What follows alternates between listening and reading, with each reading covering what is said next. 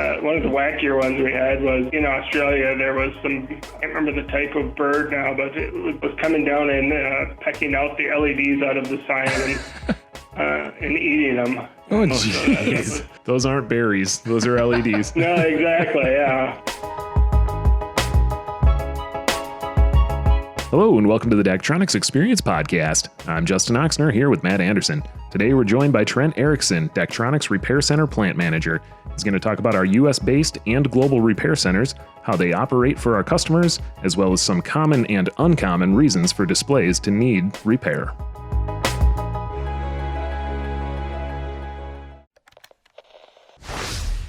And we're here today with Trent. Trent, how you doing?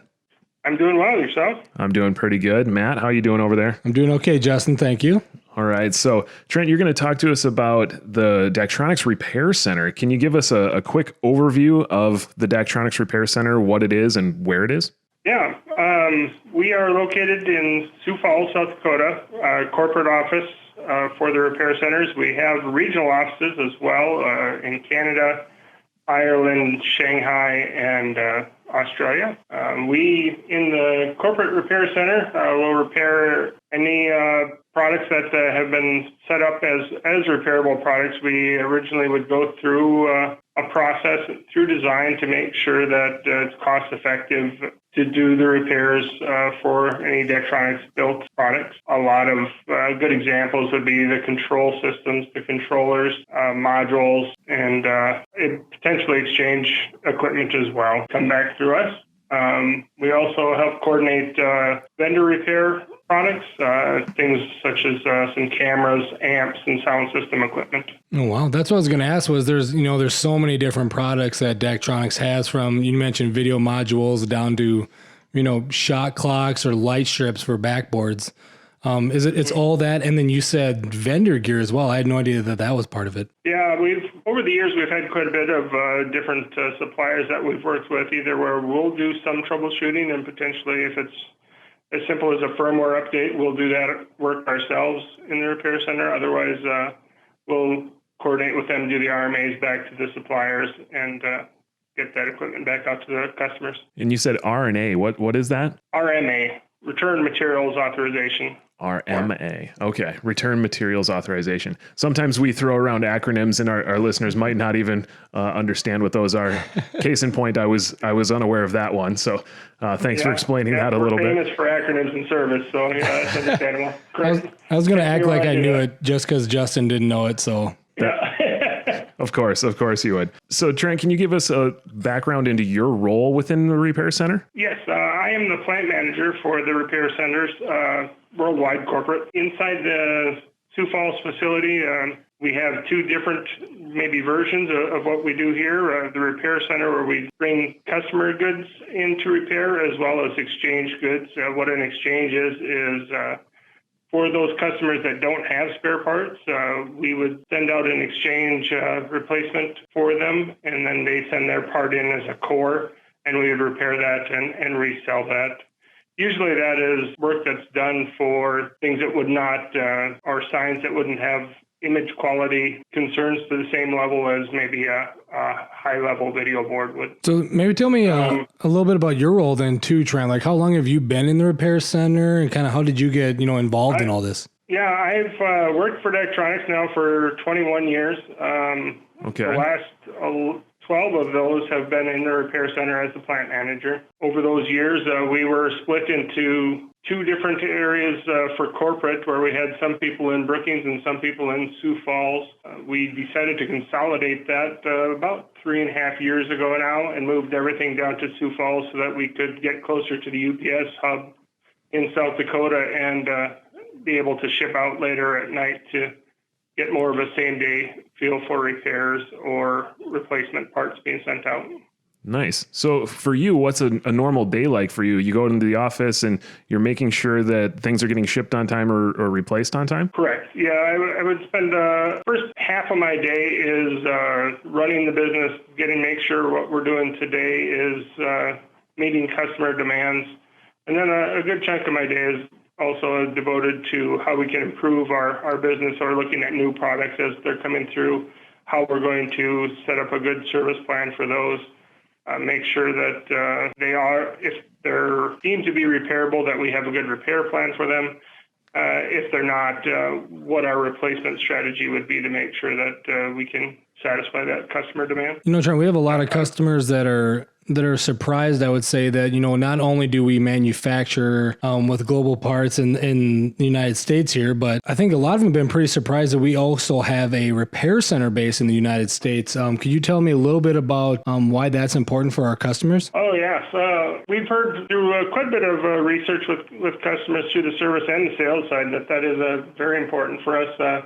Make sure we can shorten our lead times, make sure that a lot of times we can turn things in within a week. Our standard lead time's closer to about 2 weeks, but to get something internationally that you spend that amount of time just shipping one way or the other. Also saves a significant amount of money in shipping costs. Be able to do that work right in the United States here. And say I'm a customer. From my perspective, if I send something to be repaired, what's that process like? There's a couple of different ways that you can do that work. Generally, it starts with customers calling into our service centers, getting a line set up with the coordinators there. They can send the parts in. Depending upon the service contract that a customer may have, they may be utilizing our Daktronics labor to do the field work as well. So they would call and say, hey, there's a problem with our sign, and we would send a Daktronics representative to do that work even and pull the old part out. Most likely, most cases, customers have spares on site, and so they would put the spare in the sign and then send the other part back in for repair. Once it's here, we'll go through, receive it in, do a inspection of the part, make sure that we test it through quite a few different processes, make sure whatever repairs we do to that gets it working back to what the customers are expecting of our high quality products that we have. Yeah, I think in getting ready for the episode here today, you've talked about being able to repair parts and send them out. There was a stat that we had that 94% of the parts that come into the repair center are actually able to be reused, and only 6% of the parts are scrapped. Is that right? That is true. That's what we've been trending over the last couple of years here. But we find as the scrapped ones, even a majority of those are something environmentally that would have happened to it. Some of the weirder examples. Get hit by lightning or shot with a bullet or whatever.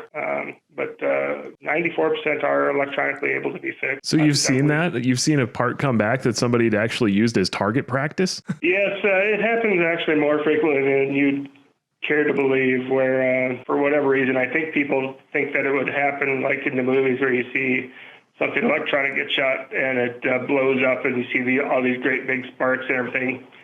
Unfortunately for them, it just makes a square that looks dark in a sign. I don't think it's quite as rewarding as they're assuming it's going to be. Right. Yeah, we want to discourage the use of displays as target practice. Exactly.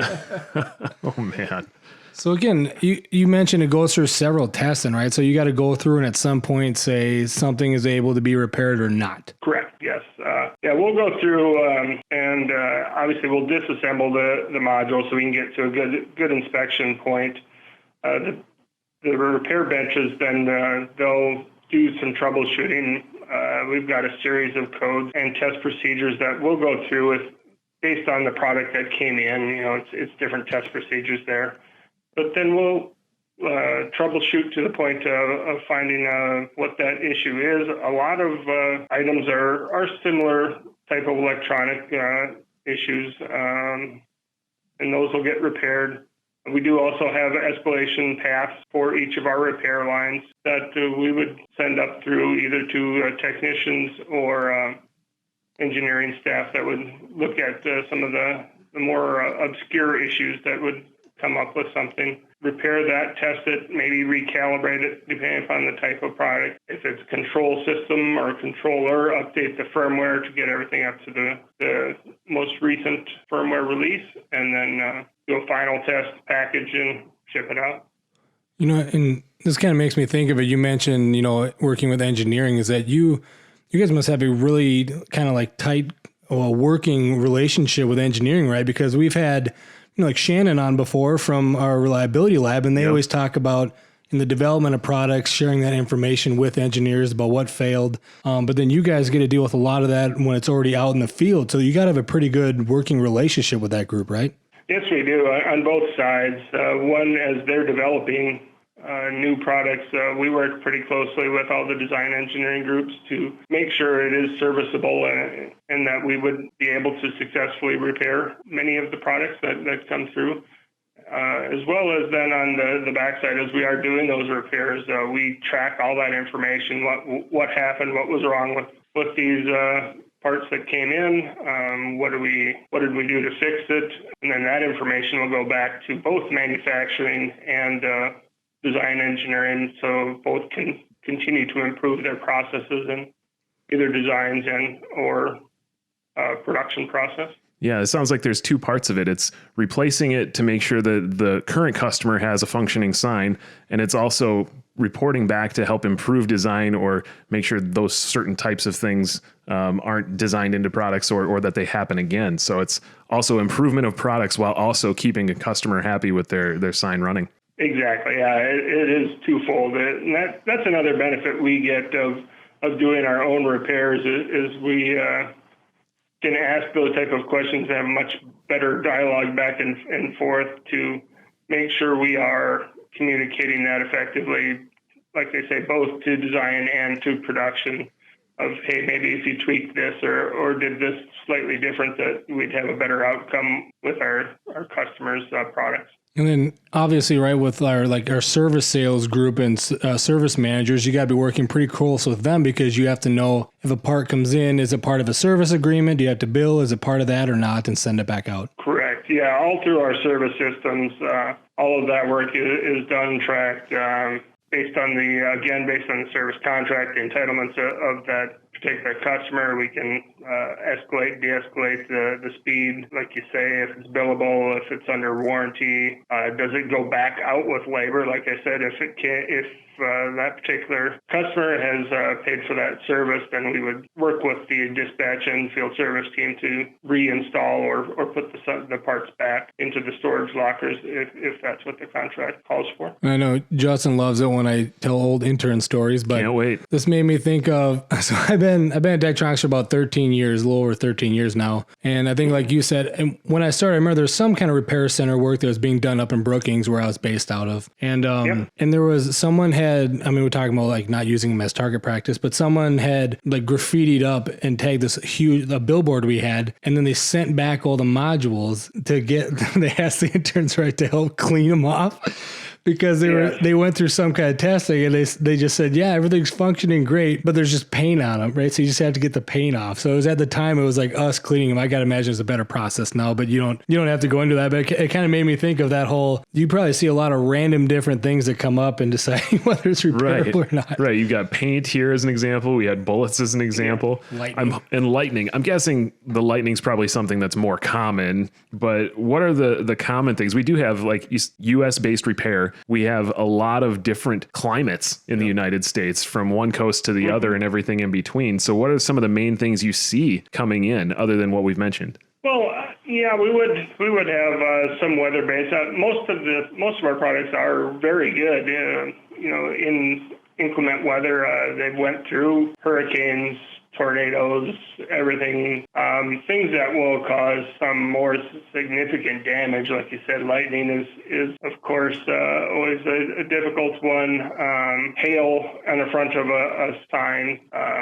Some of those it really depends on the severity of those cases. If it's a direct shot of lightning, most likely you're going to have to call your insurance company in that situation. Or if it's softball-sized hail, you're going to have to replace that sign as well. But So we do get a lot of ones that come back with some blades on the louvers broken, that sort of thing from minor hail damage, and that sort of thing we can repair, as well as some of the more other obscure things.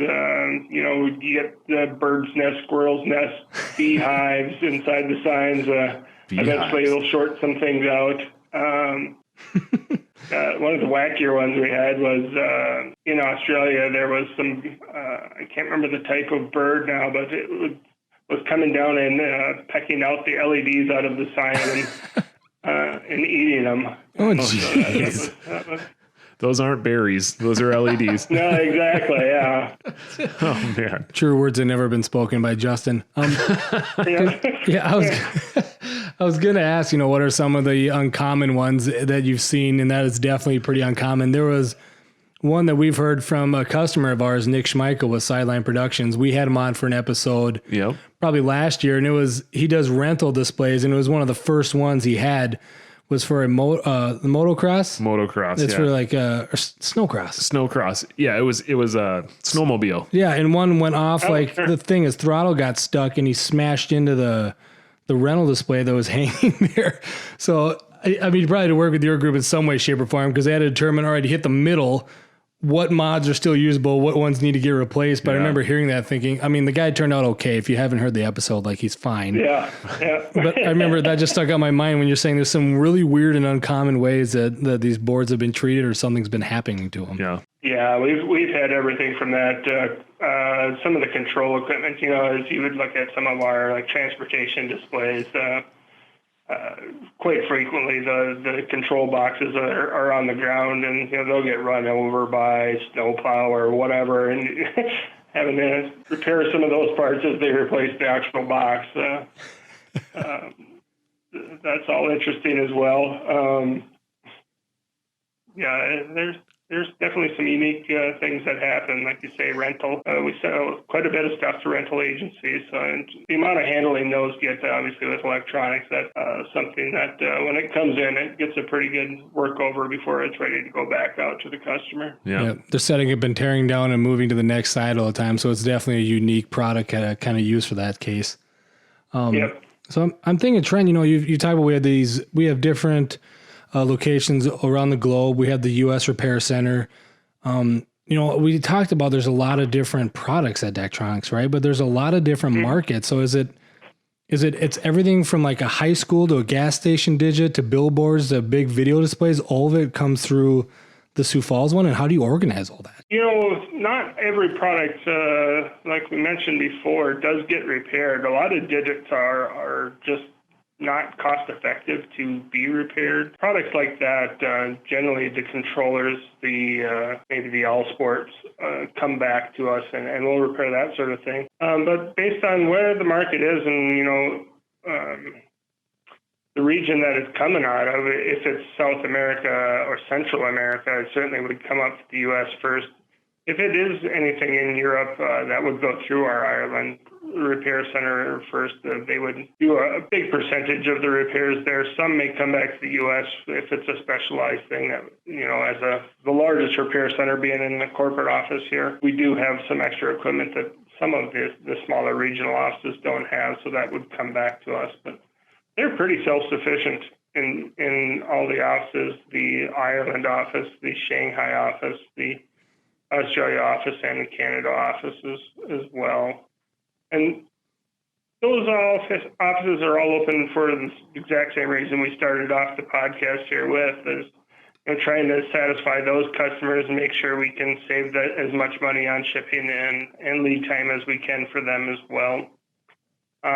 With that, we have even started experimenting, and probably will be growing over the years here, how we can even do some more repairs on site at customers' site. Of course, it depends on the size of the sign and that sort of thing, if it's cost effective to be able to do that. But more work to be done there and more improvements to happen. Because I got to imagine, we talked about there's an escalation process. You check what services has, but, we do a lot of sports, Justin and I do, but it's thinking that if all of a sudden, if they have spare parts or not, but all of a sudden they have a game in 2 days, or 3 or 4 days, the importance of being able to ship something and get something back really fast. I mean, it's just that more important. It's never to say that, if any kind of third-party advertising or anything goes down, that it's not important. You always want to get things back up and running as fast as you can. But my mind, I guess, just went to sports of like, oh, shoot, we have a game tomorrow night or in 2 nights, and we need to hurry up and get something overnight shipped and back and forth, and being able to help out with that. Yeah, we are constantly trying to improve that as well, right?